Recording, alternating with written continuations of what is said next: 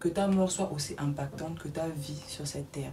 Faudrait que ton absence ne soit jamais égale à ta présence. À partir du moment où ton absence est égale à ta présence, c'est que tu as loupé quelque chose dans ta marche sur cette terre. Et ce n'est pas censé être le cas. Hello tout le monde, j'espère que vous allez bien. Si tu ne me connais pas, c'est normal. Moi, c'est Evelyne Marie-Claude alias Evelyne Talks. Sur ma chaîne, on parle de beauté, féminité, confiance en soi, estime de soi, tout ce qui tourne autour du développement personnel. Et si ces sujets t'intéressent, n'hésite pas à t'abonner, à commenter, à partager, à liker, à activer la cloche de notification pour ne rater aucune de mes vidéos. Parce que oui, je suis ta youtubeuse préférée. Générique.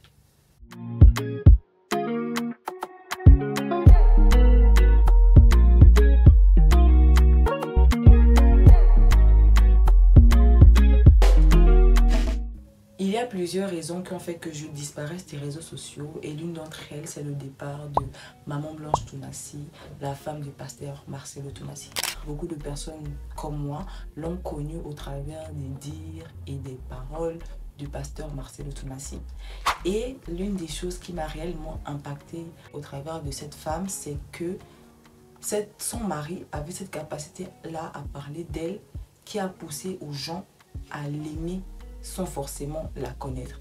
Pasteur Marcelo, je ne sais pas si vous faites attention aux détails comme moi, mais Pasteur Marcelo avait cette manière de parler de Maman Blanche qui était assez impressionnante en fait. C'était quelque chose, sa façon de parler, les mimiques qu'il avait lorsqu'il parlait d'elle, ces petits sourires qu'il avait lorsqu'il parlait d'elle, ces petits soupirs qu'il avait après chaque mot concernant sa femme était quelque chose d'incroyable. On pouvait réellement voir l'impact que cette dame avait sur son mari.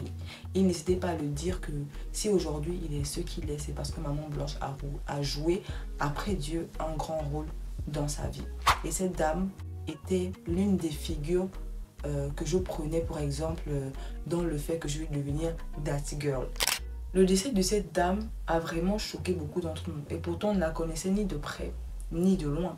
Quand je dis de loin, c'est que voilà, enfin, c'est l'expression qui dit qu'on ajoute cette phrase. Mais quand je dis de loin, c'est vraiment le mot guys, on la connaissait qu'au travers des paroles du pasteur Marcelo Tounassi. Cette femme ne prenait jamais la parole pour rien. Et pourtant, c'était une femme qui était mariée à un personnage public. Parce que quand le veuille ou non, pasteur Marcelo était connu de partout.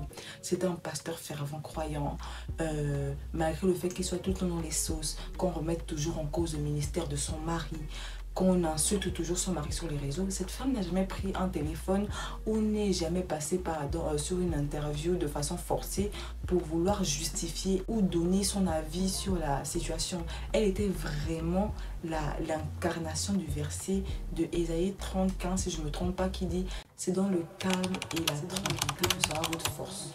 Guys, c'était vraiment la personnification de ce mot. Son charisme, sa douceur, son silence face aux situations sont mes goals, sont réellement mes combats en fait. C'était quelqu'un, qu'on le veuille ou non, on était obligé de la respecter. Et c'est ce qui me choquait un peu dans son parcours. C'est ce qui m'impressionnait dans le parcours de cette dame. Guys, sa mort a réuni des personnes qui ne s'entendaient plus auparavant. A réuni des frères, a réuni des familles, a réuni des églises, a réuni des pasteurs. Tout ce qui pouvait encore prouver que façon elle impactait dans la vie lorsqu'elle était vivante, sa mort a aussi impacté en fait. Son décès n'était pas pour rien. On pouvait clairement voir que c'était dans la volonté du Seigneur qu'elle s'en aille. Parce que si ce n'était pas la volonté du Seigneur, comme beaucoup le disent, qu'il faut la ressusciter, les prières que pasteur Marcelo a eu à faire sur son lit de mort, elle se serait réveillée. Si c'était réellement dans la volonté de Dieu, qu'elle se réveille. Tout ce que Dieu fait est bon. Les gars, on va tous y passer, clairement. Et c'était l'une des choses qui me poussait à avoir un regard favorable chez cette femme. Malgré le fait qu'elle ait une position assez délicate, malgré le fait qu'elle soit mariée à un pasteur connu, malgré le fait qu'elle ait tout le temps des caméras sur elle, elle savait être une femme digne, une femme charismatique, une femme doucereuse, une bonne mère, une bonne femme selon le cœur de Dieu. Vous allez me dire, mais tu ne la connais pas, comment tu sais que c'est une bonne maman, comment tu sais que c'est une bonne femme et tout. Les paroles de son mari le prouvent. Un homme ne fait pas des éloges à une femme qui ne la comble pas. Sorry. Hein? Pas comme vos gars qui vont nier partout. Petite parenthèse, mais les gars. Oh my God! La foi des 100 fois C'est ce que les autres ont peur de vous dire là, c'est ça moi je vais vous dire. Cette dame, qu'on le veuille ou non, elle a impacté tout un peuple, toute une nation. C'était incroyable. Voilà pourquoi je dis que votre mort soit aussi impactante que votre vie sur cette terre. Vous avez impacté lors de votre vie, mais vous pouvez aussi impacter lors de votre mort. Quand on se dit, ah ouais, elle est partie, je sens un vide. Je sens clairement un vide, je sens qu'il y a quelque chose qui manque. Et c'est quelque chose d'incroyable. Franchement, j'envoie ma force à la famille, aux enfants, au mari et à toutes les personnes qui connaissaient cette dame de près. Parce que ça doit être vraiment choquant et troublant. Et je sais de quoi il s'agit parce que, comme je vous ai dit en début de vidéo, il y a beaucoup de raisons qui ont fait en sorte que je puisse, par exemple, ne pas vous poster des vidéos pendant un moment parce que j'avais plus de téléphone pendant un moment, et le fait que je n'ai plus de téléphone pendant un moment a réveillé des souvenirs assez douloureux de moi parce que mon téléphone, on va dire, c'est l'une de mes safe place parce que je vis toute seule, je n'ai plus mes soeurs avec moi, je n'ai plus mes parents avec moi et je n'étais pas habituée à cette vie-là parce que même quand j'ai quitté la première fois le pays pour aller à l'étranger, lorsque j'ai quitté mes parents, ma famille, je suis allée encore vivre avec une partie de ma famille parce que je vivais avec mes soeurs. J'étais habituée à ce petit bruit-là, à nos petits racontages. Quand j'étais chez moi, j'étais habituée à nos petites disputes, au bruit de la maison, vous voyez. Et j'arrive ici, je rentre des cours, c'est silencieux. Je rentre du boulot, c'est silencieux.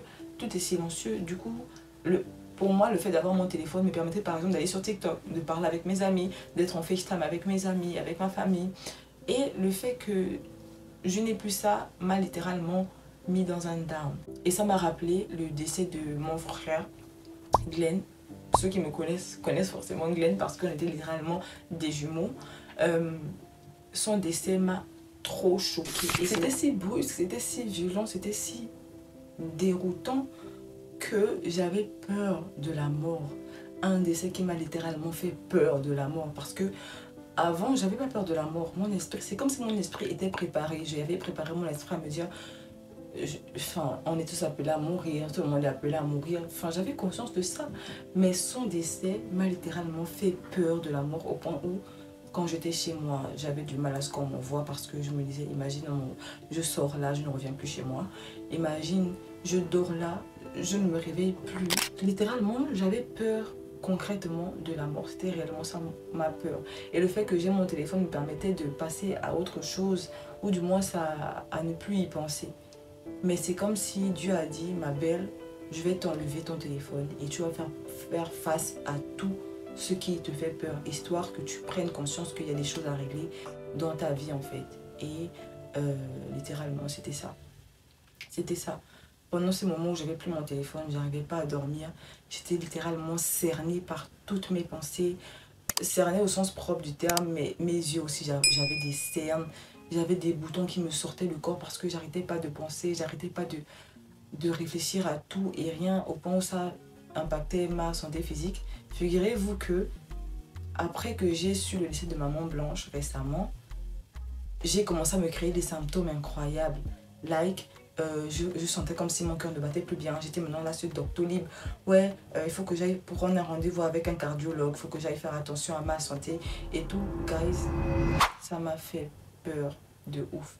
Et j'étais là en mode, Marie-Claude, imagine, tu dors, tu ne te réveilles plus.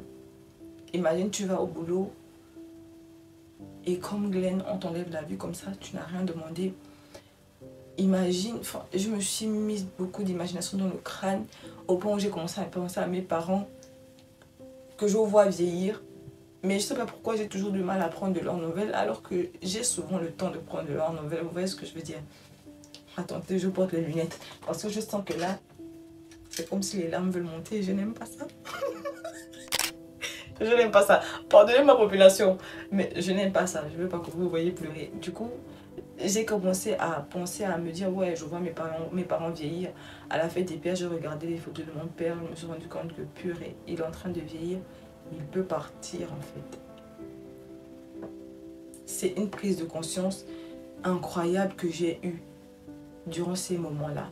Et quand j'ai repris mon téléphone, et que je suis tombée sur le décès de Maman Blanche, j'ai évité à tout prix de tomber sur ces publications. Je swipais, j'ai évité d'aller sur Facebook, j'ai évité d'aller sur Instagram. Et même quand j'allais trouver ma petite distraction sur TikTok, il y en a qui parlaient encore de ça. Du coup, je suis là. Si c'est pas sur WhatsApp où je suis, bah je fais rien. Je lis mes livres, je lis ma Bible. Et c'est assez déroutant. C'est assez déroutant, franchement, c'est assez déroutant. Et j'évite à tout prix. Désolée surtout parce qu'il fallait que je m'excuse de ne pas avoir posté de vidéo. Mais c'était le fait que j'ai pas mon téléphone et que tout ça s'enchaîne qui m'a donné l'envie un peu de me retirer.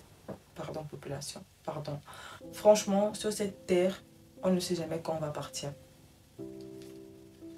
J'enlève mes lunettes, c'est bon, j'ai plus peur. C'est comme si la mort, lorsqu'elle frappe chez autrui, elle te dit à toi, j'espère que tu te portes bien. J'espère que tu es dans une bonne position parce que je viendrai aussi frapper à ta porte, que tu le veuilles ou non. Et que vous le vouliez ou non, on va tous mourir et on ira rendre des comptes à quelqu'un. Que tu crois ou non, que tu es athée ou pas, que tu es musulman ou chrétien, tu mourras et tu iras rendre des comptes à un Dieu. Ce Dieu-là qui te donne le souffle de vie. Ce Dieu-là qui te donne toujours la possibilité de te rattraper et de te rapprocher de lui. Je n'ai plus le temps pour prendre les nouvelles de mes parents. Je n'ai plus le temps pour prendre les nouvelles de mes amis. Je suis occupée à être sur TikTok, sur les réseaux. Je suis occupée par le fait de gagner l'argent. Je suis occupée par mes projets, mes objectifs. Je n'ai plus le temps de lire la Bible. Je n'ai plus le temps de me rapprocher de Dieu. Je n'ai plus le temps pour tout et rien. Mais la mort, elle vient là pour nous remettre les pendules à l'heure. Je ne sais pas si vous êtes comme moi, mais souvent j'ai des moments où je prends conscience que, ah ouais, j'ai le souffle de vie. On prend trop le souffle de vie pour acquis en fait. Au point où on n'a plus le temps pour les choses essentielles. Et c'est dommage. C'est vraiment dommage. Aimez-vous franchement. Aimez-vous de façon inconditionnelle. Prenez chaque moment au sérieux. Malheureusement, à chaque fois que quelqu'un décède, on se fait des objectifs que ouais, c'est ouais, la mort, chacun de nous prend conscience un temps. Et c'est comme si on revient à nos mêmes habitudes, à nos mêmes péchés mignons, à nos mêmes choses qui nous éloignent de Dieu, à nos mêmes choses qui nous éloignent entre frères et sœurs, entre amis, entre copains, copines, ça nous éloigne et on retombe dans les mauvaises choses. Et on oublie que la mort viendra frapper encore à notre porte en fait. Elle viendra frapper à notre porte. Aujourd'hui, je me dis souvent, après le décès de Glenn, je me suis dit non, je ne vais plus dormir fâchée contre les gens. Je vais pouvoir mieux communiquer. Mais après, je me retrouve encore à me fâcher contre les gens et dormir fâchée avec les gens. À ne pas savoir communiquer, à ne pas savoir dire ce que je n'aime pas et tout. Mais à chaque fois, Dieu me rappelle que tu vas partir. Et j'espère que tu es prête. Parce que tu me rendras des comptes en fait. Et c'est le but. Prenez conscience. La mort, ce n'est pas une leçon de morale, une leçon de vie pour les morts. Mais pour nous les vivants. Prenez conscience. Voilà, nous sommes arrivés au terme de cette vidéo. J'espère qu'elle vous aura plu. Et j'espère que le décès de Maman Blanche ou de quelqu'un de votre vie vous a fait prendre conscience de la vie, de l'opportunité que vous avez de vivre et de respirer. Utilisez cette respiration, ce souffle de vie pour faire de bonnes choses et pour vivre la vie que vous vivez là sans avoir de regrets plus tard. Voilà, je n'ai plus grand chose à dire. Encore une fois, je m'excuse pour les vidéos que je n'ai pas pu sortir. J'avais promis d'être plus présente sur YouTube, mais malheureusement, ça n'a pas été le cas. Et j'espère pouvoir me rattraper.